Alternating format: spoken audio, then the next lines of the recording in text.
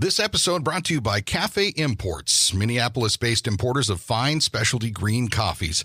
Independently owned and operated since 1993, Cafe Imports has been dedicated to decreasing its impact on the earth through renewable energy, carbon neutrality, and by supporting conservational efforts in places where quality coffee is grown and also where quality coffee is consumed. Where does your coffee come from?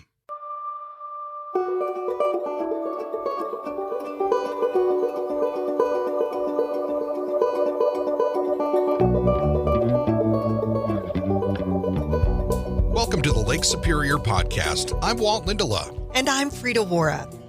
We are made stronger by story, and there's no better source than the continent's largest body of fresh water, Lake Superior. So join us as we highlight the 5 national parks that ring this greatest of the Great Lakes, meet the people, tour the places, and learn about the projects that make these parks and body of water so remarkable. This podcast made possible with the support of the National Parks of Lake Superior Foundation and Media Brew Communications. I'm Walt Lindala. And I'm Frida Waara. Welcome once again to the Lake Superior Podcast. An exciting show today. Oh, Walt, there are actually 20 states out of our 50 that don't have a national park. And one of those states doesn't even have any unit of the national park, not a national monument or a historical site, and that's Delaware. But we have in the state of Michigan, we're really lucky, but of course what we like to talk about are the 5 national parks that ring Lake Superior. Mm-hmm. And those are, one of them is a national park and the other 4 are national park properties. But I love to share this, and I don't know if you know this, even though you're a copper country poika. There is one county, it's not our smallest geographically, it's certainly our most northern county, and it is the smallest in population, that has 2 national park properties. Okay, beep, beep, beep, beep. What would that be? I'm going to guess that it has to do with the Keweenaw National Historical Park and also Isle Royale National Park. You win. Yes, you do. There you have it. You know, we call the Keweenaw the Upper Peninsula of the Upper Peninsula. I love sharing that. And growing up, it was also called the Copper Country because a century or so ago, there were well over 100 copper mines that were operating in the region. It's a fascinating story, and thankfully, because of dedicated historians and the support of the Keweenaw Historical Park that's headquartered in Calumet, many of those relics have been preserved, so we can still study and tour today. Now, today's guest on the podcast is one of those stewards of our mining history and works as the manager for the Quincy Mine Hoist Associations. Welcome to the podcast, Tom Wright. Hello, welcome to the program. So glad to be here. Well, for our listeners, as we get right into this here today, let's talk a little bit about the Copper Country, the mining history. When did that all get going? What can you share with us about it? It got going about 7,500 years ago, is our best guess, when the first peoples stumbled across the copper that had been exposed by roughly 2 miles of ice when the glacial period was receding, and all of these copper seams were exposed. So the copper was actually discovered, and people started working it as early as 7,500 years ago. For the modern era, though, we go back to roughly the 1830s and 1840s. When people first hit the continent, first hit America, they were hearing about this mysterious place shrouded in ice and snow and fog, but there was copper up here. It took a while for the explorers to get up here. Remember, it's all by boat, by canoe, basically. And starting especially with our favorite son, Douglas Houghton, coming up here to look at it, try to figure out what was going on. So the modern era, the modern copper mining boom up here really started in the late 1830s or early 1840s. And this is the first metal mining boom in the United States. Sure, we found some copper in Pennsylvania, we found some copper in North Carolina, but never had copper been discovered like it was up here. And remember, we're talking 1840s, which gives us a leg up on those other explorers and prospectors, the 49ers, not the football team. So we're actually ahead of all of that. Mm-hmm. Now, with that, this was also then evolved into a very big part of American industrial history, business, all of that. It really shifted into something in particular in the 1800s then, didn't it? when you look at the growth of our nation in the mid to late 1800s, remember, we're a young country at this time. We're a growing country, especially. We're on our way to becoming an industrial power throughout the world, and especially a leading industrial power. And you can't do it without copper. Copper is the basis of an industrialized society. And when this country needed the copper, this is where it was coming from. And when you think about everything that was going on, the early days of the country, copper sheathing for our warships. It's a biocide. It'll keep barnacles and borers off wood-hulled vessels. Copper for brass, for bronze, not just to put cannons on those warships, but for industry, for the tools of industry. And if you know your history, 1861, we finished stringing a telegraph line from Washington to California. Today we take all this international communication, but back then, to be able to communicate from one side of the country to the other instantaneously, that was a big deal. And it needed a lot of copper for that project. Eventually, we moved from telegraph to telephone lines, and then electricity. And there was a tremendous demand for copper, and this is where it was coming from. Tom, how long have you been working with the Quincy Mine Hoist, and how did that partnership begin? My official capacity started here in 2012 when I came on as a guide. I thought it'd be an awful lot of fun. And then eventually I became the facilities manager, and then have moved up the ladder, so to speak, and now I'm general manager here at Quincy. So it's been a process. When you really get down to it, my association started with Quincy about 1970 when my family moved up to the UP. I have been picking up rocks since I was a kid.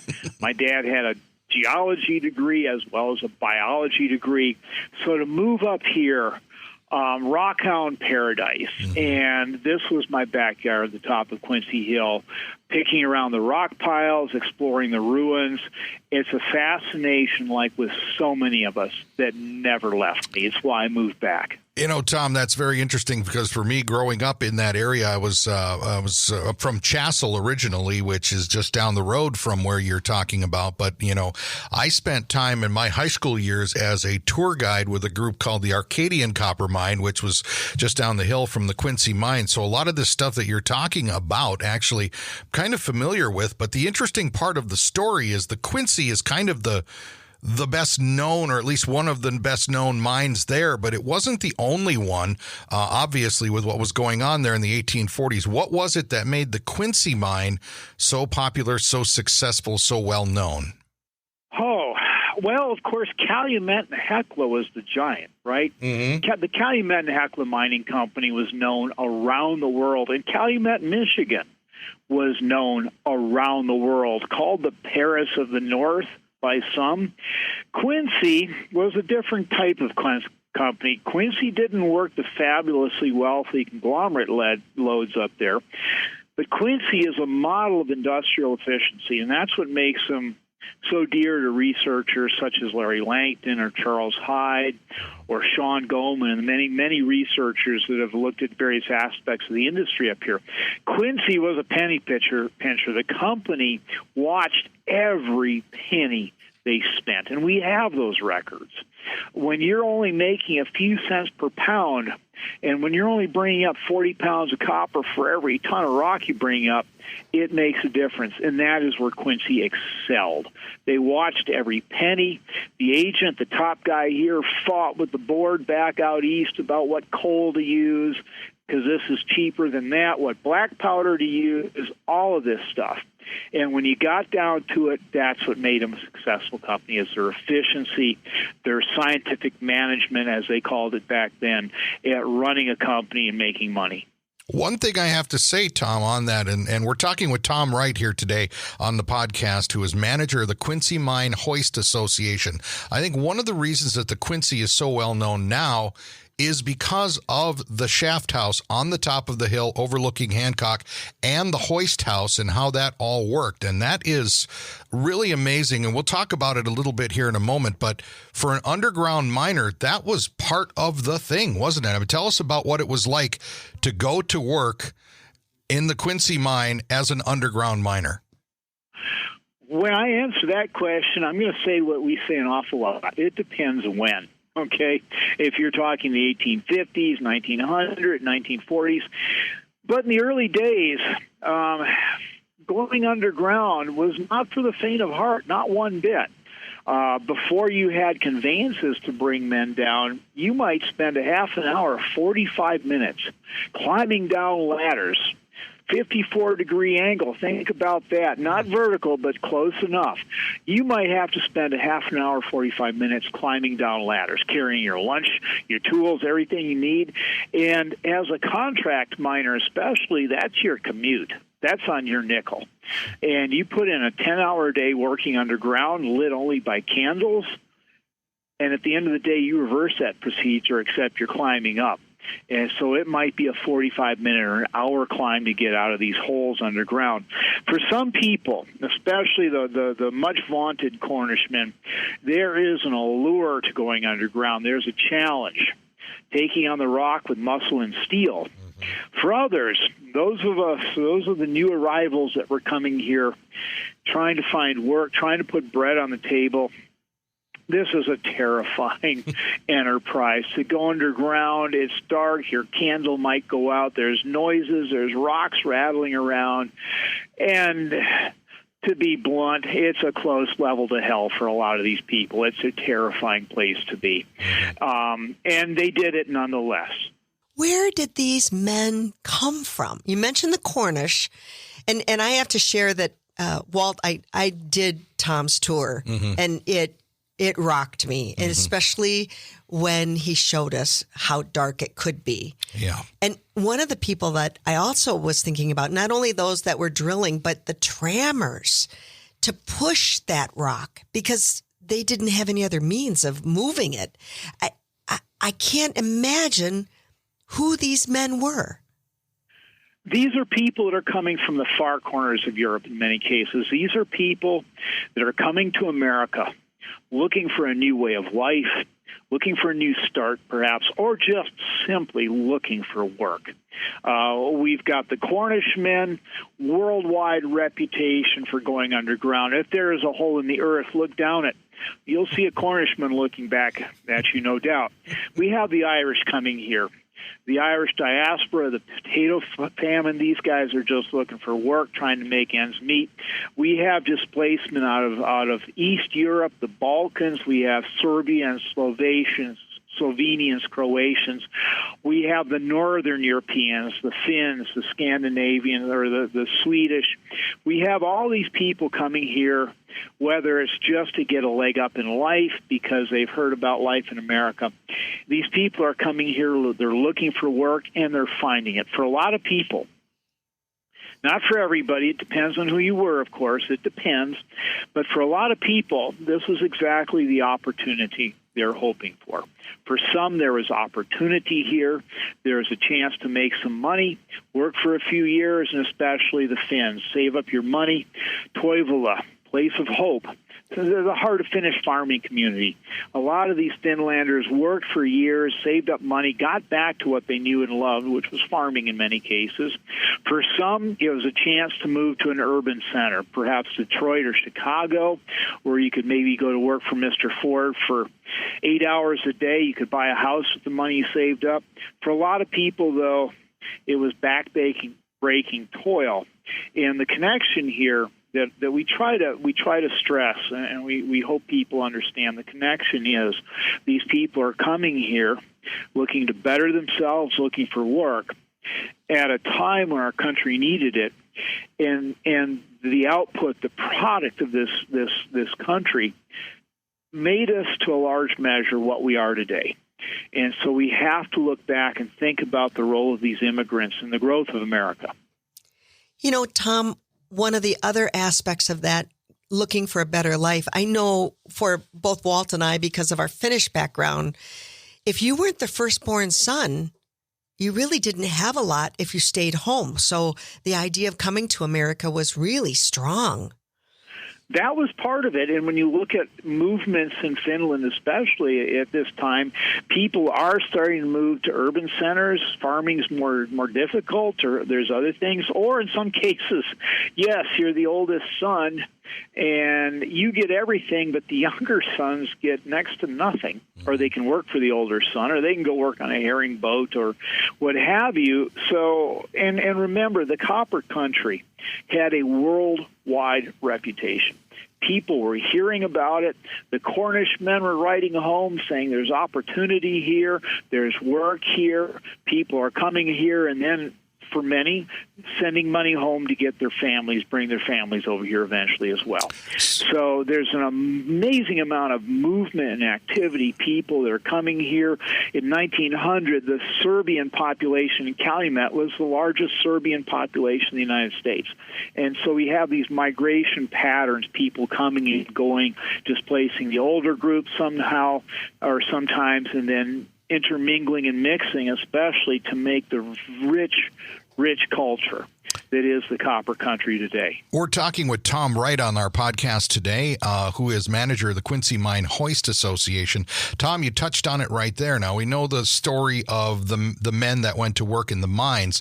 Let's talk a little bit about what it was like for wives, children, the families that maybe they did bring over eventually from wherever they came from. What was life like for the wives and the children of these miners? This is something that we talk about and should not be forgotten.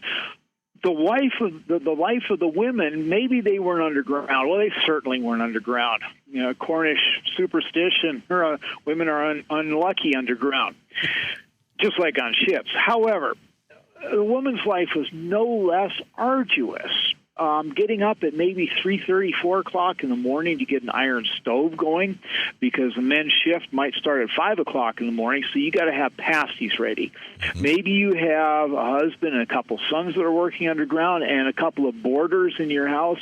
Maybe you got to get a half a dozen pasties hot, ready to go, get those lunch boxes packed. Then you got kids to get to school, perhaps, or if you don't, you got kids hanging off your hip as you're doing all this work, and then it's Wednesday, it's laundry day. And so you've got to start boiling water and scraping up lye soap. And ladies, if you haven't experienced it, lye soap will do something to your complexion like nothing else. Try it sometime. It'll age you quickly, right? You've got firewood. A lot of the houses may not have had, some of the earlier houses may not have had running water. You have to go draw water. If you have running water, I guarantee it's cold water. Remember the outhouses in the backyard. Mm-hmm. Perhaps you have a cow to milk, some eggs to gather.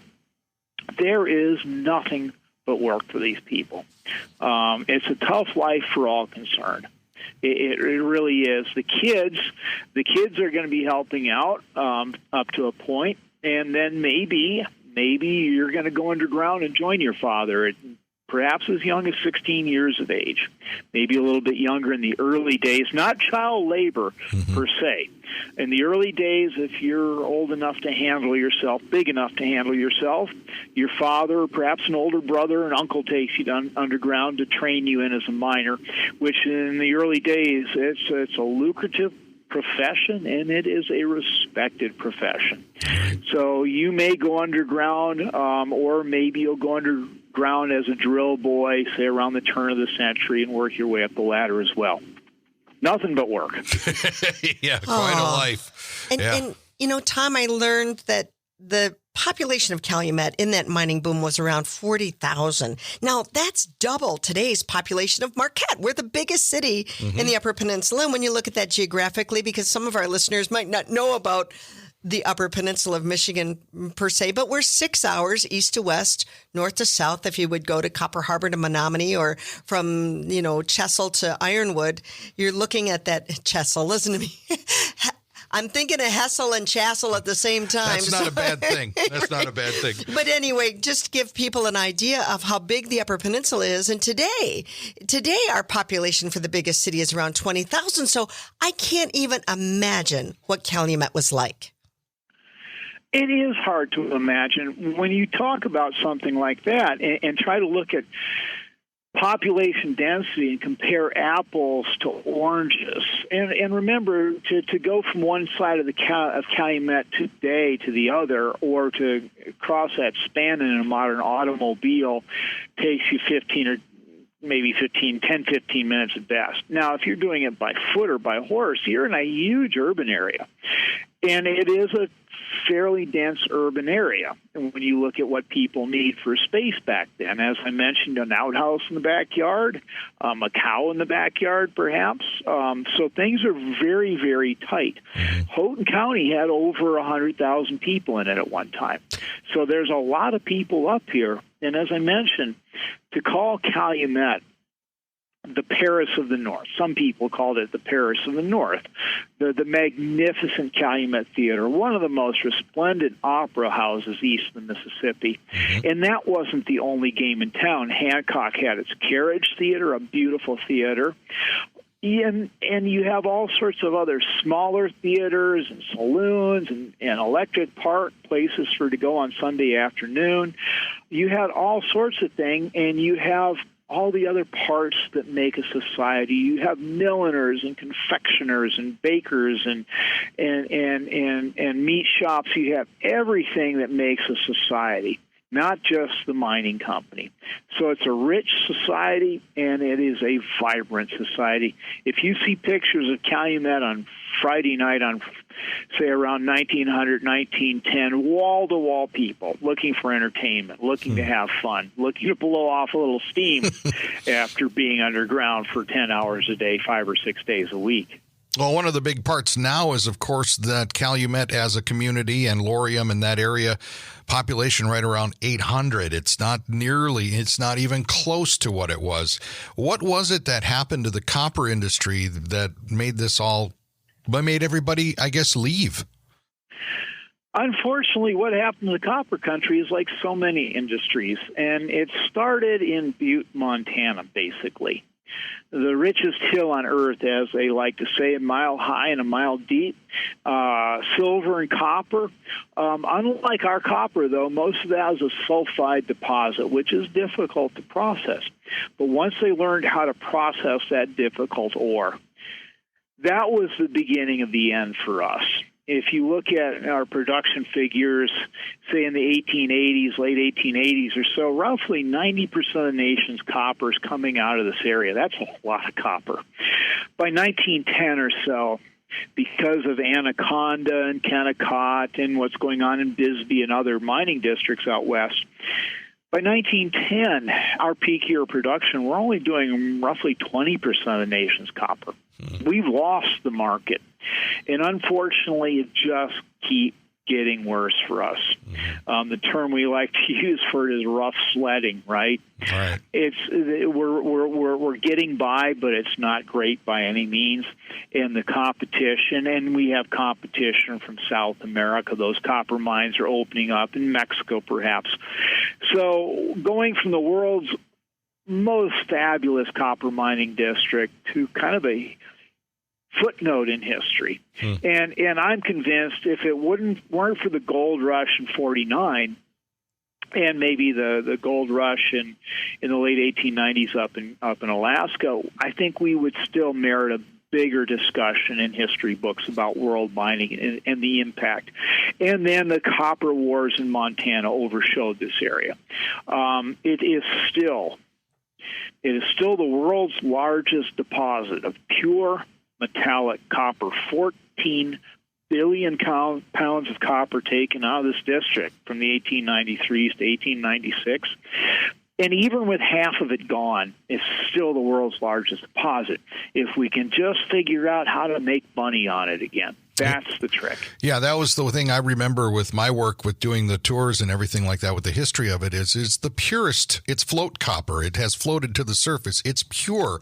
It's in such large pieces that it becomes extremely expensive to try to get it out. It's the best quality copper you can get, but it's going to break the bank trying to get it out. So it was easier to go to the other mines. And that created this thing where everybody decided to go. Now I have to ask you about this. One of the big historic parts of the history of copper mining in the copper country is, of course, the strike of 1913. Tell us a little bit about that, and then how that all kind of resulted also in perhaps continued downturns of copper mining. Unfortunately, the strike of 1913 is just a dark, bitter period in our history. And it had been brewing for a long time. It had, and it wasn't the first strike by any means. There were a lot of smaller wildcat strikes from dissatisfied worker factions, whether it's trammers or miners or things like that. But there's a lot of things going on in the United States at that period. Notably, we're coming out of the excesses of the Gilded Age, the Carnegies, the Rockefellers, the Vanderbilts, the Sinclairs, all these empires that were built on workers' labor. And we're starting to have some social conscience. Also, I mentioned those fabulous mines out west. Around 1892, the Western miners were working 8 hours a day and getting $3.50 a day for their work. The mines could afford it, grudgingly, of course. Our guys up here in 1910 are still working 10 to 12 hours a day, 6 days a week, for maybe $2.50 or $3 a day. And we're coming off a horrific period of our history from, say, 1906 for about 5 years, when the average fatality rate was one person a week dying in the mines up here. Mm-hmm. Think about that. For over 5 years, every week, on average, somebody's dying. We're coming off a horrific casualty rate. So we were a powder keg. We were primed for it. And in 1913, it finally happened. And think about this: we're not the only place. We've got the Pullman uprising and disaster, Matewan or Lackawanna, all these different things going on, and it's affecting us too. And the men finally just had enough. 10 to 12 hours a day, $2 or $2.50 a day. The social structure underground was absolutely on its head. And the thing that everybody pointed to, it wasn't the only factor, of course, but everybody pointed to it, the one-man drill.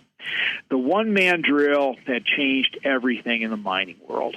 In less than 25 years, we go from 2 or 3 men working together, tight groups of men, fathers and sons, brothers, buddies, 2 or 3 men working together, to 2 men working together, to finally a one-man drill, one man underground for 10 hours a day by himself, perhaps. Dangerous conditions, if something goes wrong.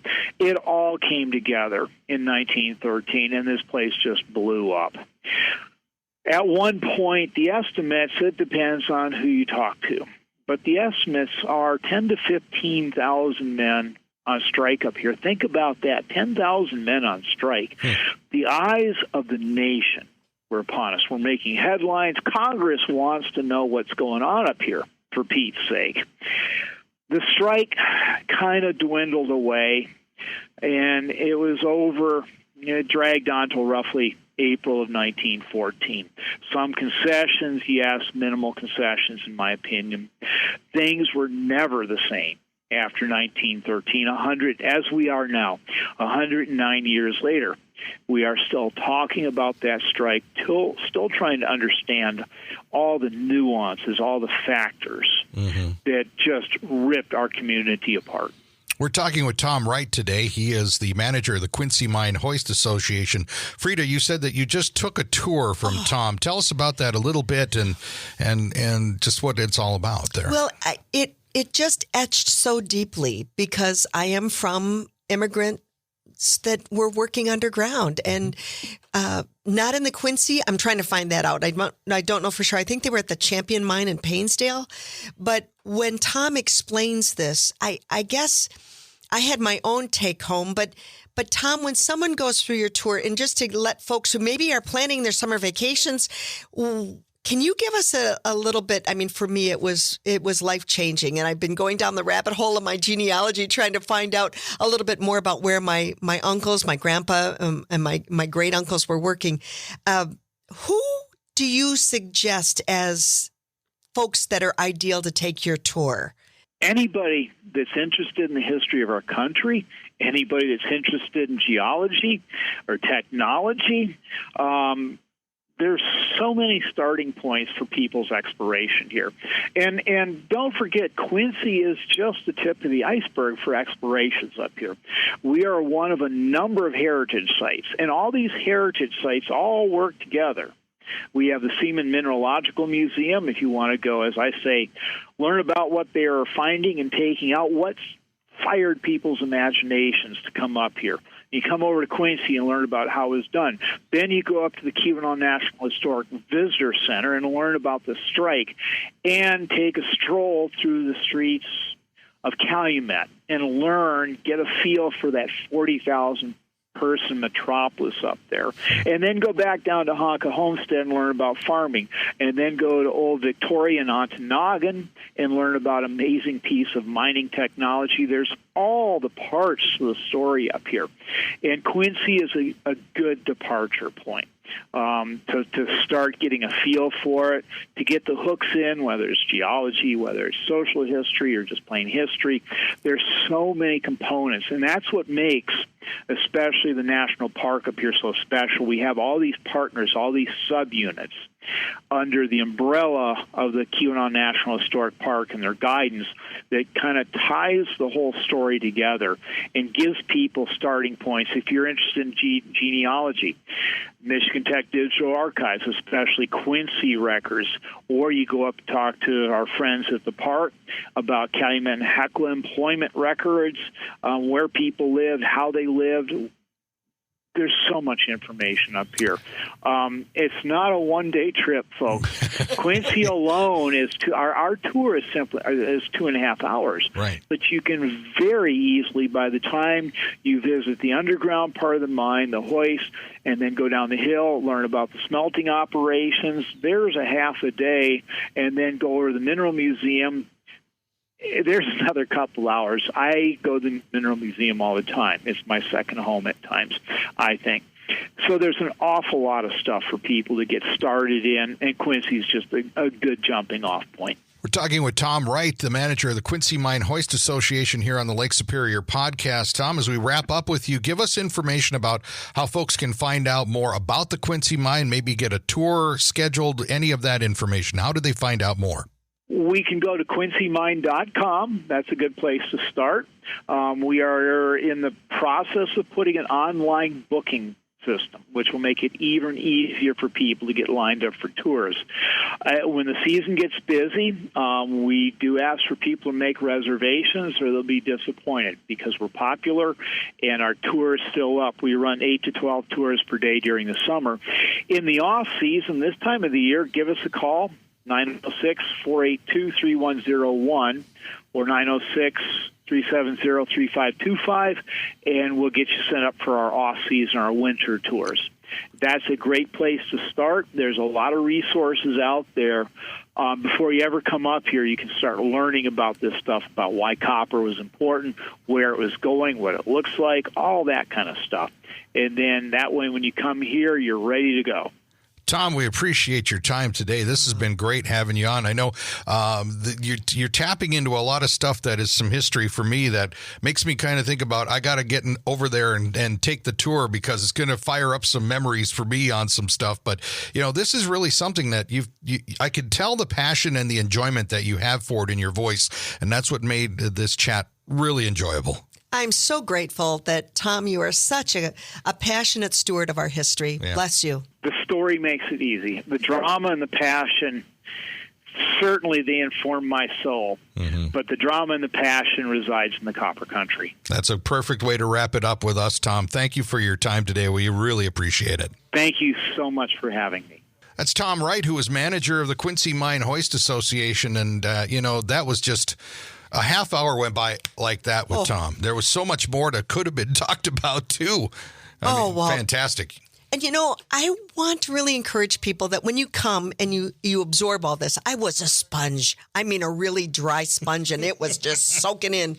But you need to process it, too. And there's so many beautiful places that I think you and I need to go and stand on that Quincy Hill, that lookout up there, and just understand what it was that people that came here 110 years ago and what they saw, how they lived. It's so close to the surface for us. And if a family's looking for something to do, anybody, like planning that vacation, I don't think you'll be disappointed. It's interesting how this all ties in with the Keweenaw National Historical Park as a national park on Lake Superior.